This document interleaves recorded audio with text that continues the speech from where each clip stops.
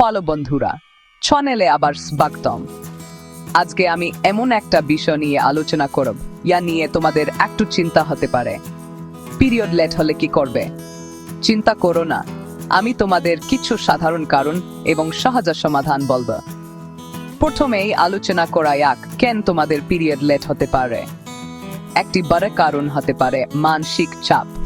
হ্যাঁ, অনেক মানসিক চাপ তোমাদের মাসিকের চক্রকে এলোমেলো করে দিতে পারে।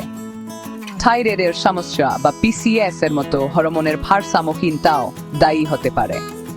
আর যদি তোমাদের ওজন হঠাৎ করে অনেক কমে বা বেড়ে যায়, তাহলেও মাসিক এলোমেলো হতে পারে।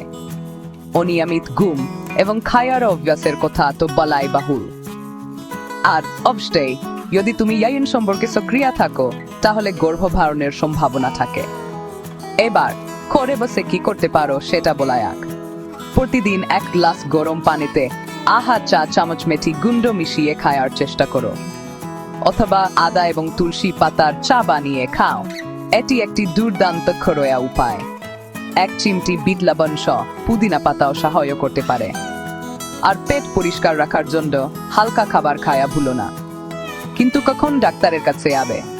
যদি তোমাদের পিরিয়ড 4 দিনের বেশি লেট হয়, তাহলে ডাক্তারের সাথে দেখা করার সময় এসেছে।